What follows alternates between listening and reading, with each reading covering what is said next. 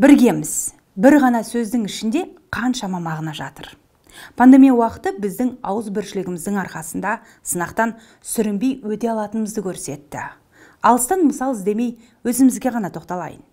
Елдегі жағдайға алаңдаған компания қомақты қайырымдылық шарасын жасап, 14 облыс пен 3 маңызы бар қалаға ИВЛ аппараттарын таратты. Індет шарпыған уақытта Атыраудағы Алтынгүл Шакимова әріптесіміз жақсылыққа жаны құмар жандарды топтастырып, әлеуметтік жағынан аз қамтылған жандарға көмек көрсетті. Су тасқыннан зардап шеккен мақтааралдықтарға Шымкент мұнай құбыры басқармасы мамандары гуманитарлық көмек жеткізді. Айта берсек, тізіліп кете береді.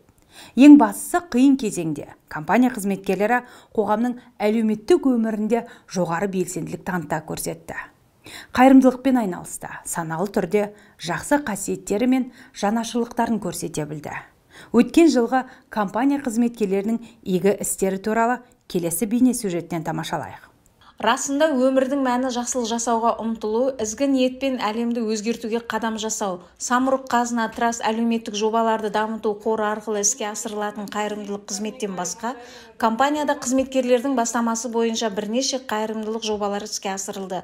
2019 жылдың соңында Атырау мұнай құбыры басқармасының қызметкерлері мұнай газ саласының 120 жылдығына қайырымдылыққа және салауатты өмір салтын насихаттауға арналған онлайн марафон ұйымдастырды. Участие в благотворительных забегах приносит не только победы, эмоции, медали, но и пользу для тех, кто нуждается в помощи.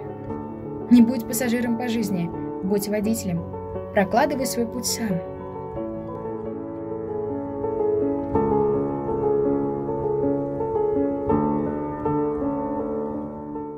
Павлодар мұнай құбыры басқармасы жас мамандар кеңесі пайдаланылған пластикалық қақпақтарды қайта өңдеуге тапсырды. Бұдан жиналған қаражат ауыр науқас балаларды емдеуге жіберілді. Шымкент мұнай құбыры басқармасының қызметкерлері де өткен жылдың көктемінде Түркістан облысы Мақтаарал ауданындағы су тасқыны кезінде зардап шеккендерге қолдан келгенше көмек көрсетті.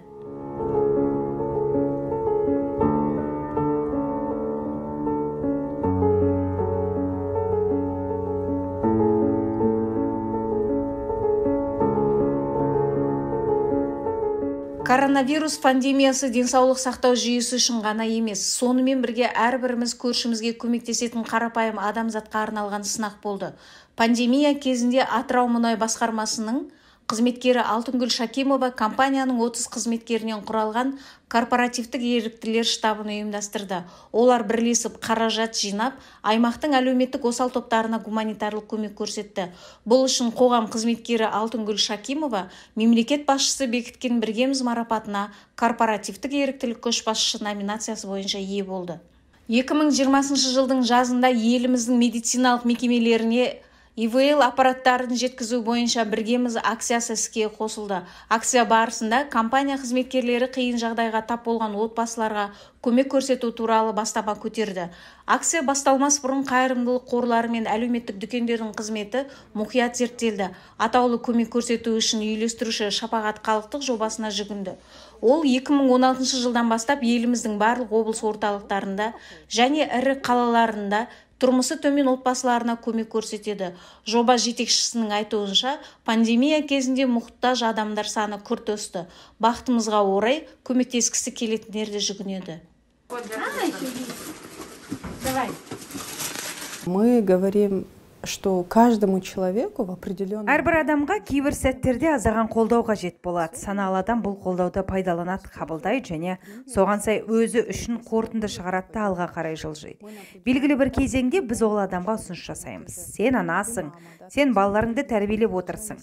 Сен отбасың, балаларың үшін әрдайым күлімдеп жүруің керек. Ол жауапкершілік, оны асырап жатқаныңды міндет етпеу керек деп айтамыз.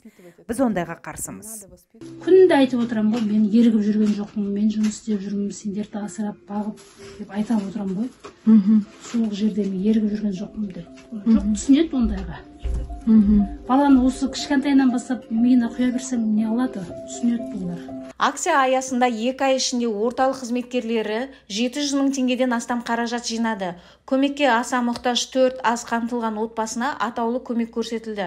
Ақшалай қаражатқа балалардың қысқы күртешелері, аяқ киімдері мен ойыншықтары сатып алынды. Ал кейбір отбасыларға расында жылу жетіспеді. Оларға көмір, азық-түлік және қажетті заттар әкелінді. Сондай-ақ қызметкерлер жаңа және жақсы сақталған пайдалануға жарамды заттармен, ойыншықтармен бөлісті. В основном, что греха таить, обращаются женщины. Бізге көбіне көп балалы және балаларын жалғыз өзі асырап отырған, мүгедек балалар асырап отырған әйелдер көмек сұрап келеді. Сіздер хабарласқан кезде координаторымыздан шұғыл түрде көмекке бүгін ертең мұқтаж жандардың тізімін бердік. 2-3 айға оқуға жіберіп, оқытып, нәтижесі шығаратындардың тізімін бермейміз. Біз сіздерге көмекке өте зару ананың нөмірін бердік. Өзімізде бар, өзіміз жағдайымыз не онша емес, кредит дейді, например, бауырынан бар, айтады, сұрайсың, бір сұрайсың, екі сұрайсың, қашан сұрай бересің. Когда она нам позвонила, она говорила, у меня на счету, я вот вам тоже потом Ол бізге қоңырау шалған кезде менің шотымда 20 теңге ғана бар деді. Отбасылы адамның 20 теңгесі ғана болу деген не? Менде тіпті тұз жоқ деді ол. Біз сіздердің видеоны жариялаған кезде сіздер оған бардыңыздар. Ананың көз жасы оның ризашылығы. Бізге көптеген пікірлерді, алғыс сөздерді, ризашылықтарды естиміз. Ол мен жалғыз емес екенімді түсіндім деді. Сіздер өз тараптарыңыздан игі істі мұқият жасадыңыздар. Сондықтан сіздердің әріптестеріңізге үлкен алғысымды білдіремін. Әрі қарай осылай бірлесіп жұмыс атқарамыз деп үміттенемін. Огромное спасибо. Мен шын айтқанда кеше бар ғой да дұз алатын.